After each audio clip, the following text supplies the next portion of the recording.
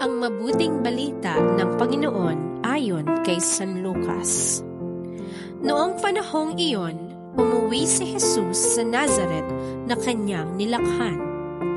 Gaya ng kanyang kinagawian, pumasok siya sa sinagoga ng araw ng pamamahinga.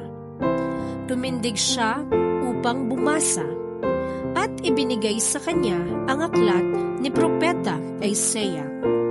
Binuksan niya ang aklat sa dakong kinasusulatan ng ganito: Sumasa akin ang Espiritu ng Panginoon, sapagkat hinirang niya ako upang ipangaral sa mga dukha ang mabuting balita. Sinugo niya ako upang ipahayag sa mga bihag na sila'y lalaya, at sa mga bulag na sila'y makakakita, upang bigyang kaluwagan ang mga sinisiil, at ipahayag ang pagliligtas na gagawin ng Panginoon. Binalumbon niya ang kasulatan, at matapos isauli sa tagapaglingkod, siya'y naupo.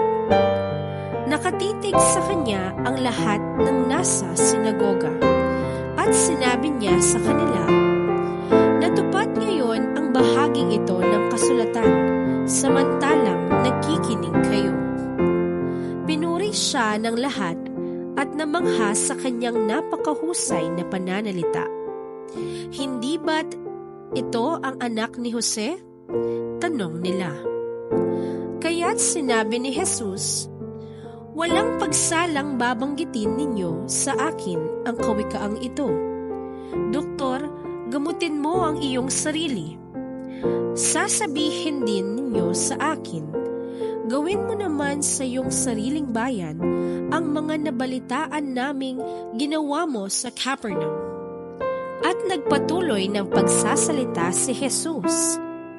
Tandaan ninyo, walang propetang kinikilala sa kanyang sariling bayan.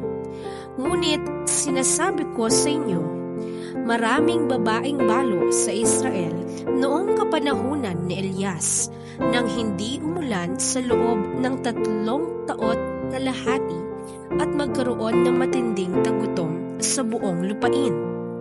Subalit hindi sa kaninuman sa kanila pinapunta si Elias, kundi sa isang babaeng balo sa Sarepta sa lupain ng Sidon. Sa dinami-rami ng mga kitongin sa Israel noong kapanahunan ni Eliseo, walang pinagaling isa man sa kanila.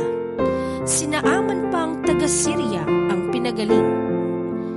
Galit na galit ang lahat ng nasa sinagoga nang marinig ito.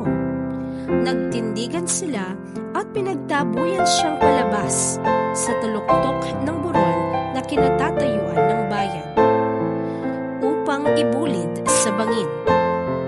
Ngunit dumaan siya sa kalagitnaan nila